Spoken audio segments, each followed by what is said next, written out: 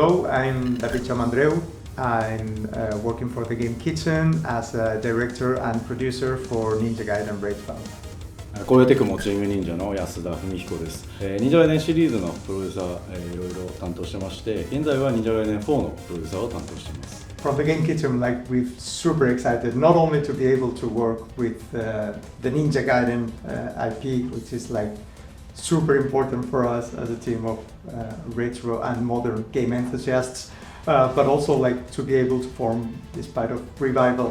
full revival of the series and form part of the Year of the Ninja with Ninja Gaiden 2 Black, Ragebound and Ninja Gaiden 4. It's kind of a dream come true to be able to form part of this big Year of the Ninja revival. そうですね。2025年がその Year of the Ninja だっていうのはもともとその忍者ガイデン4を制作している時に、マイケル・ソースさんと話をしていて、すごくシリーズの改めて注目されるすごくいいきっかけになったなと思いましたし、忍者ガイデン2ブラックも受け入れられた部分もありましたけど、レイジバンドはものすごくいい評判で、シリーズ全体にとってもものすごく刺激、開発者としても刺激を感じたし、シリーズファンの皆さんにもすごくいいタイトルお届けできたんじゃないかなと思ってて、非常に私も嬉しく思ってます。I think it's really good. Fans of the Ninja Gaiden series have been waiting for new titles. There's the huge Ninja Gaiden community, but inside there are kind of two communities. The ones that are we're really fond of the 2D titles. The other ones that are really fond of the 3D titles. So it's kind of good.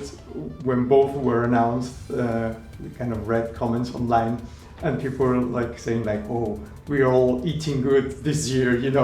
both fans of the classic and the 3D series. 確かに歴史が非常に長いですけど、 2D と 3D のタイトルで大きくやっぱり中身が違うシリーズだとは思うので、半分は偶然だと思うんですけど、リリースすることができたことはやっぱり非常に嬉しく思ってるし、この先にもシリーズの未来にもつなげていかないとなっていうふうには心から感じています。忍者ガイデン2が私がゲーム開発者として最初に関わったタイトルだったってこともあって、すごく思い入れは長くというか以前からずっとあって、その後シグマ2だったりとか制作しつつ、初めてディレクターやったタイトルも忍者ガイデン3だったので、シリーズとはやっぱり非常に長い関係もありますし、やっぱり思い入れのあるシリーズだし、で今回初めて忍者ガイデンを他社のデベロッパーさんとということで、プラチナゲームズさんと作ってる忍者ガイデン4というものを作りながら、これが忍者ガイデン3レーザーズエッジをちゃんと超えられるものになるようにっていうのはすごく意識して、今忍者ガイデン4の制作も見守ってるっていう状況ですね。For myself, of course, Ragebound is the first title in the series which I have the honor to work on. So my connection with the Ninja Gaiden series has been, up until now, mostly as a player, is a 80s kids for me. The Ninja Gaiden, the first NES game was probably the most impactful. Back in the day, it was not only a great game, but also the imagery and how it was presented to players with those super cool cinematics. It was for a kid, it was playing with something more serious, It was the events of Ryu Hayabusa through the cutscenes, through the super tight gameplay, the difficulty level also, it was really, really impactful. And from the 3D series, the same thing. I was super excited with the revival of the first Ninja Gaiden 3D on the Xbox, but the second one is probably what I'm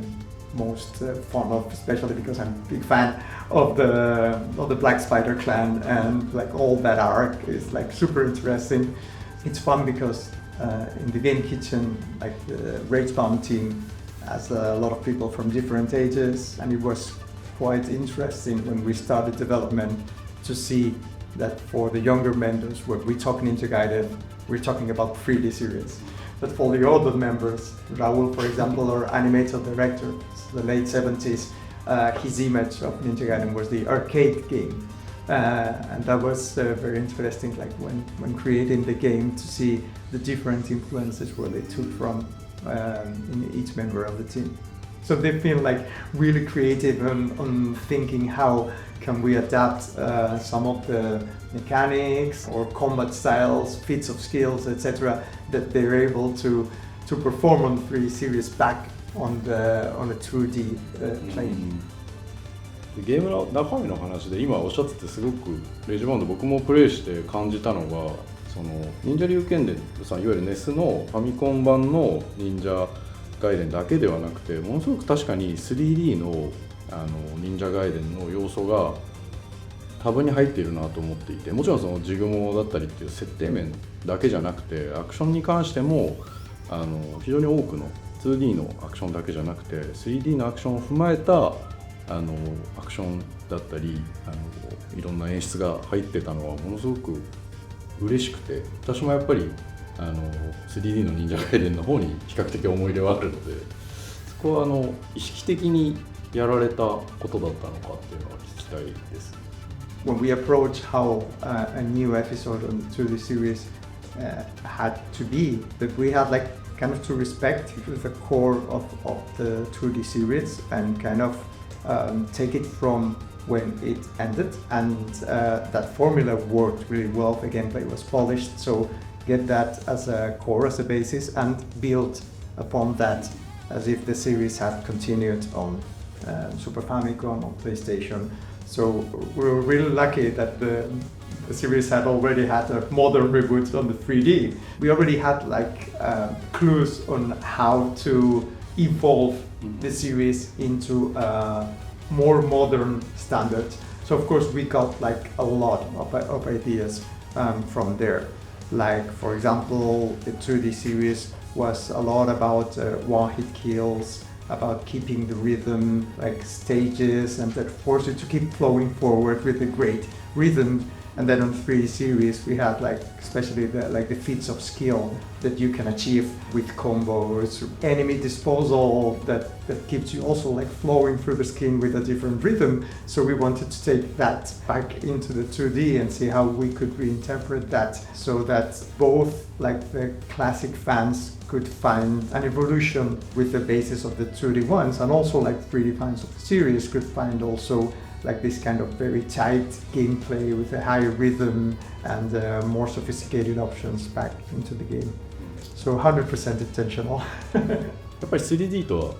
はアプローチが違うなと思っていてまさにペーシングの話されてましたけどハイパーチャージだったりギロチンブーストだったりっていうのはやっぱりペーシングの中でやっぱ正しい形だなと。でも 3D で全く同じことはやっぱなかなかできないかなとは思いつつも忍者ガイデンではなくて 2D のアクションゲームとしてすごくこう正しい解釈だったり選択をされてるんだなっていうふうにはプレイして感じました。Thank you very much. I wonder which kind of mechanic that just out of curiosity did you find like more interesting or more surprising in Ragebound? でも一番びっくりしたのはやっぱ2人キャラクターがいて入れ替わるっていうのはなかなか 3D だとやらないのでただなんかゲーム全体を通しておそらく一番重要なのはギロチンブーストなんだろうなとは思っていてアクションが多分その 3D の忍者ガイデンにおける飛燕だったりそういったアクションに近いと思うんですけどこのタイトルにおいては手触りのこう癖にもなっていくし重要なアクションなのかなと思ってプレイしてました、まさに忍者ガイデンってこうそういったこう手遊びというか手癖みたいなもので遊ぶ 3D だとやっぱ何かアクションした後に手裏剣投げたりとかそういったちょっとしたこう手触りが非常に大事なシリーズだと思うのでそういう意味では僕はギロチンブーストが一番こうこのタイトルをなんか体現してるような気はしました。How was the creative process behind adding new moves to the characters? そうですね僕も2からかかったのは2からですけどやっぱ1の時は比較的アドベンチャーゲームの側面があってもそれでも武器の種類はたくさんあったと思うんですけど2になった時に、欠損の表現が入って滅却っていうアクションが入ったのが非常に、シリーズにとっても大きな進化だったのかなと思っていてギア3レーザーズエッジでは断骨っていうアクションを入れてでも毎回やっぱり雑魚戦ボス戦ではないところでひたすらプレイヤーがこう楽しめるようにっていうのは意識していて、その上でやっぱそういったアクションを新たに入れる必要性はやっぱりシリーズのこうナンバリングの中では絶対に必要だと思っていて、今回忍者ガイデン4でも、プラチナゲームさんの提案ですけど、新しいこうアクションの軸になるものをこう毎回追加していくっていうのはあって、ただこのアクションをしなきゃいけないではなくて、するとより有利であったり、気持ちいいよっていうようなこう 3D アクションならではの感情もあったりすると思うんですけど、そういったところは常に意識していて、それらをこう全部この場所ではこれを使わなきゃいけないっていうのはなるだけないようにはしているっていうのはシリーズはずっと守ってきてるかなとは思ってます。I found that very interesting because when we kind of introduced the hypercharged attacks, etc., we kind of thought in the same line. Like if you use it, you probably can get through the enemies like swifter, in a more like quick way, etc. But you can still like play your own pace. Don't wait until a hypercharge opportunity, do a manual hypercharge, or even just like don't do it. If you find like a shielded enemy, just like roll behind him and kill it, or wait for your attack opportunity. So we give you all this set of new tools that we think are cool and are fun to play, but you can still like go your way and use like a traditional techniques that you've learned from the previous games. そうですね、確かにあれも先に倒してハイパーチャージでいくか、後回しにしてっていうなんかいろんな手段があるので、攻略の順番は確かに自由度が高かったし、ボス戦はでも全然昔の 2D のボス戦より面白かったと思いますけど、レイジ・ロンドンの忍者ガイデンにおける難易度っていうのは本当に大きなテーマだなとは思っていて、 3D のゲームであれ昔の 2D のシリーズであってもやっぱ非常に難しいゲームっていうのは、これは良くも悪くも間違いなくシリーズのカラーなのかなと思っていて、やっぱり忍者って非常に強くて体術も素晴らしいし、大体剣術だったりいろんな武器も使えて、壁にも貼り付けて忍法も使えてってなると、やっぱりどうしても敵も強くなっていくよなと思っていて、どうしてもこう忍者を主人公にしたゲームの宿命なのかな。しかも、その中で最も歴史が長い忍者ガイデンっていうゲームにとって歯応えのある難易度っていうのは絶対的に中心の価値の一つだと思うので、そこはどのタイトルであっても僕はあんまり変わらない方がいいかなとは思ってはいます。Yeah, I do agree. When we started developing Bridgebound, of course the difficulty was one of the hot topics, like how to make a difficult game that at the same time is not frustrating, right? It's like you're a very capable ninja and you have lots of options to reduce all of the enemies, but at the same time, like the challenges have to be fair. We added a few mechanics that could help even players modulate the difficulty. So there are like talismans that help Kenji and Komori go through the game more easily, but there are also talismans that put you like an even harder challenge so that you can gain like higher score. And I think that worked well into kind of balancing difficulty. But in the end we also added like a full hard mode so that we were like kind of 100% sure that even the more hardcore Ninja Gaiden fans could find their place and could enjoy the game like the way they really want to play it. So I do believe like Ryu Hayabusa is one of the main responsibles of defining kind of the ninja attitude, the ninja aesthetic, the techniques even in the video game world. We came like late 80s, there was like a ninja craze in Western countries because of movies, because of games. Everything that has followed those standards. So from a Western point of view, I'm not sure how accurate portrait of a ninja that is in, I don't know, historical terms, but it's definitely the way we understand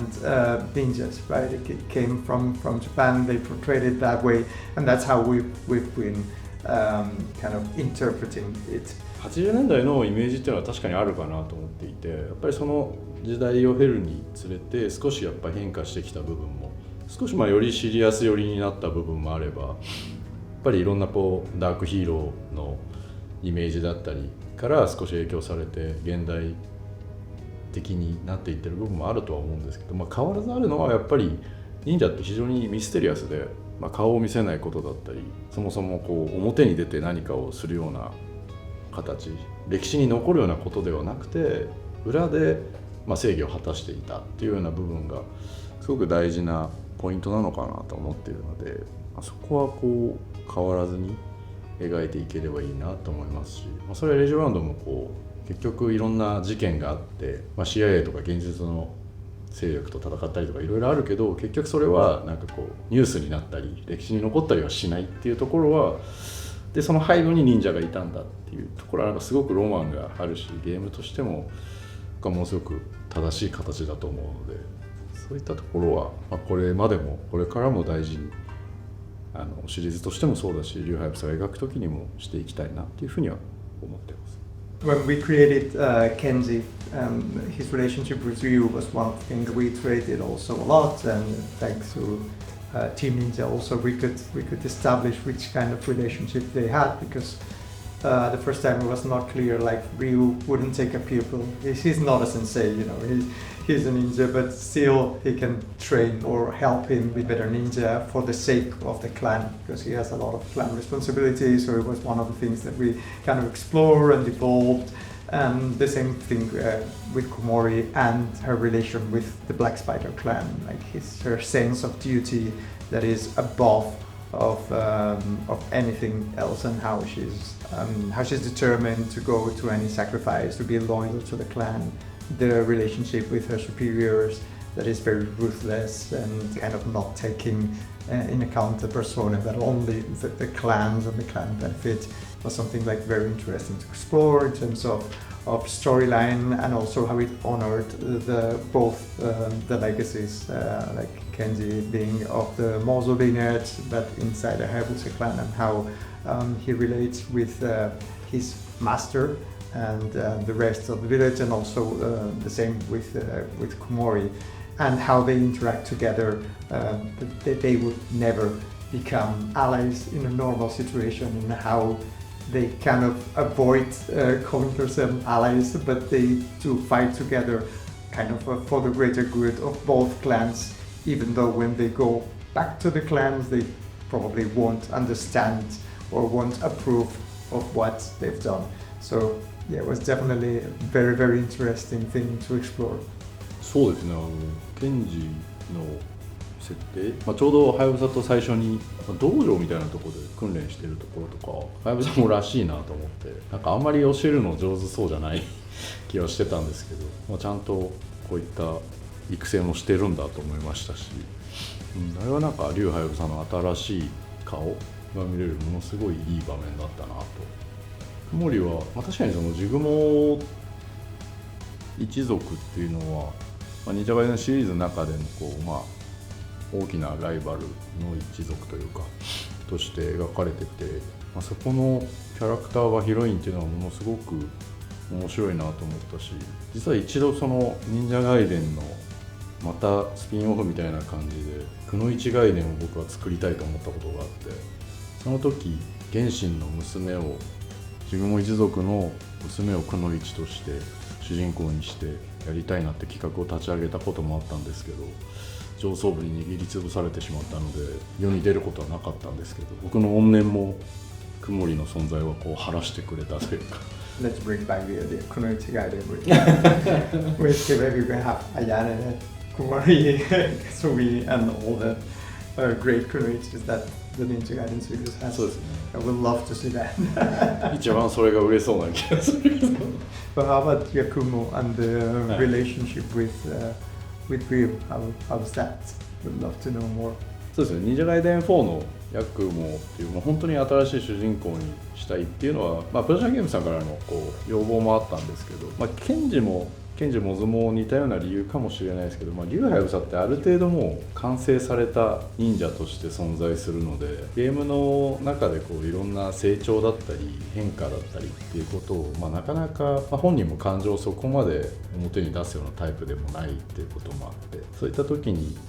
今回は新しい主人公が、今リュウハヤブサがいる町人っていう忍者のトップの位置に登っていくっていうところを描こうっていうのが最初にあって、で、その中でハヤブサ一族はやぶさ一門っていうのが、そういった竜はやぶさを筆頭にこう、変な言い方ですけど忍者の中では表の仕事をしていて任務をしていて、でその裏でカラス一門っていう人たちがそういったさらにこう、汚れ仕事であったりさらにこう闇の中の闇の仕事をしているっていうような設定になっていて、でそこから、新たな町人が生まれるっていうところが、今回の忍者ガイデン4の一番重要なポイントになっていて、でやっぱその中で竜はやぶさよりも若くて同じ忍者ではあるけど少しこう立ち位置だったりキャラクターも違う主人公で制作を進めてきました。I'm really looking forward to play Yakumo. 竜はやぶさのアクションもいっぱい入っていつつも役もオリジナルのアクションがたくさん入っているのでぜひプレイしてみてください。忍者ガイデンファンの皆さん、今日は見ていただいてありがとうございました。忍者ガイデン4が10月21日に、ワールドワイドで発売になります。本当シリーズ10年以上ぶりの、ナンバリング新作になりますので、レイジボンドをプレイされた方はもちろん、新しいシリーズに触れる方にも楽しんでいただけるタイトルになっていると思うので、ぜひプレイしてみてください。今日はありがとうございました。So on behalf of the Gate Kitchen, thanks a lot for having us here. It's been a true honor to be able to develop a game in the Ninja Gaiden universe. Please go play Raidbone if you haven't had before, and also as big fans of the series, we're looking forward to playing Ninja Gaiden 4, and we hope you enjoy the Yakumo skin that we've included in the Ninja Gaiden in celebration of the new chapter of the series.